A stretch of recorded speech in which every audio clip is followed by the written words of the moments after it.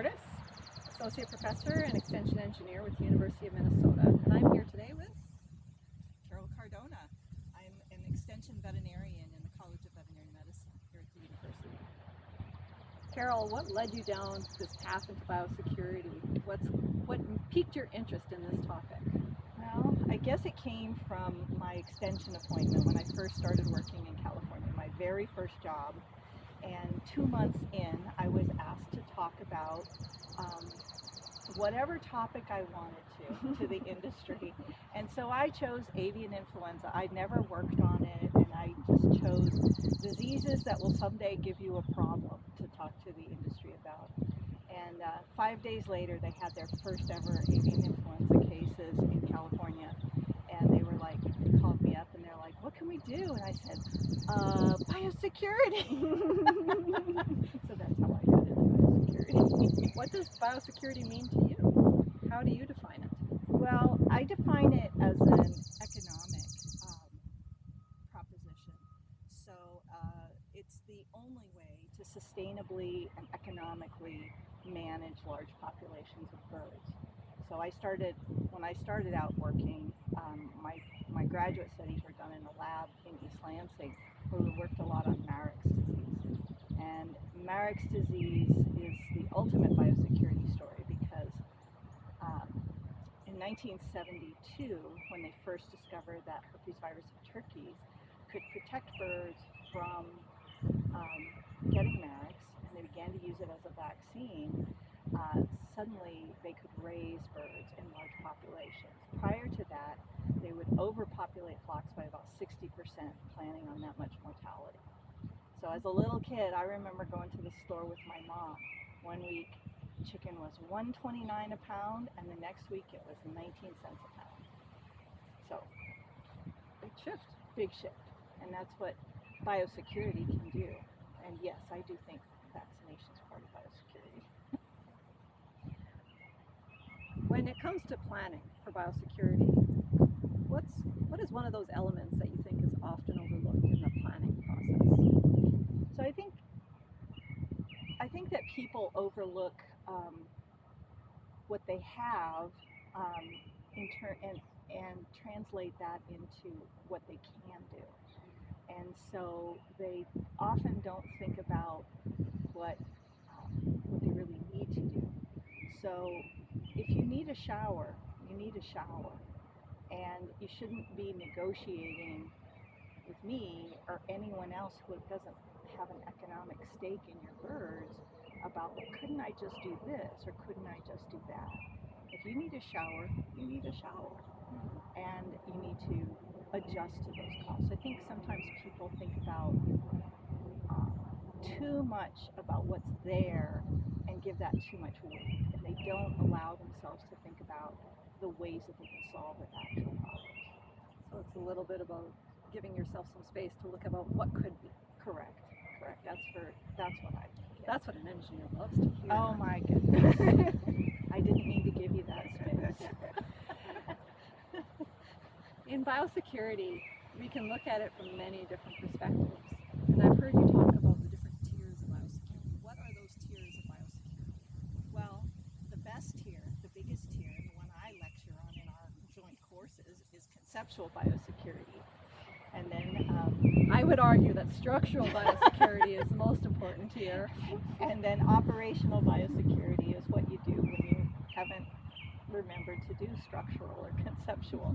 So those 3 tiers, conceptual, operational, and structural, are the 3 tiers. How do they fit together?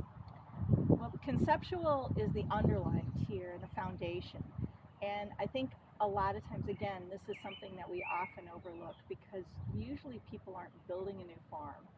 And so they don't think much about the conceptual biosecurity. They inherit a farm or they buy a farm that's existing, and they don't think about the threats to that farm. So the underlying ecosystem. So what's there for infrastructure? What are vet services like? Where's your feed mill? What other farms are nearby that could be using the same road that you do? Where does disposal go? Is there, are you one of 10,000 customers on a rendering route. What's your garbage stream? All of those things can create an environment for biosecurity that have to be mitigated. And so a lot of times we don't think about when you inherit a farm, being able to change any of those things. And you certainly can, right? So a renderer can go to the front part of the farm, or they can go to the back entrance of the farm. You can create traffic flow on that farm, even if you have existing barns, that avoids some of the threats from other places. So you can drain ponds, you can fill things with gravel. So I think a lot of times we don't think about how much the environment changes throughout the year. So often we do a one-time conceptual biosecurity audit and think, well, these are the threats. But that threat is here in Minnesota in the spring, the threats are vastly different than they are right now in the summer in Minnesota. It's just a really different environment. So you really have to be thinking about the shift in climate, the shift in wildlife, what things are happening, and how people are reacting to it. So when we're talking about this conceptual biosecurity planning, and this process might look slightly different if it's a new farm or an existing farm, what are some of those regional differences that we might see if the turkey farm is in Minnesota versus Texas, for example? What are some of those real regional cases that put in different context to our biosecurity planning? Well, of course, in Texas, you might be able to, both here in Minnesota and in Texas, you would have some similarities. Like you could locate in a poultry dense area, and that gives you several advantages, right? So it can lower the cost of feed, it can make ag-ready workforce available, you can find distributors, there might be a laboratory there. So there's some advantages. But the differences, and that would be the same here in Minnesota, but I think some of the differences are going to be probably water table. Now, Texas is a very large state, and of course there's bodies of water in every part of the state, but it's really quite different in terms of water table. So when you think about water, what does that impact? That can impact how the types of traffic flow you do. Here in Minnesota, in the spring, for example, biosecurity traffic flow patterns go out the window because everything is a mud pit, right? So everyone is driving wherever. I think one of the other big differences is, of course, the major change in season. And so we see the seasonality of,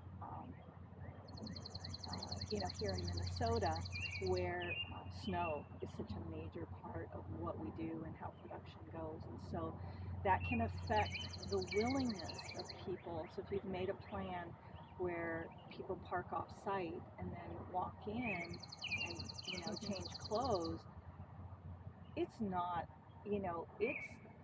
unexpected to see violations of that occurring in a blizzard. Right. I think the other things I would add are that Texas has a different place in the migratory flyway.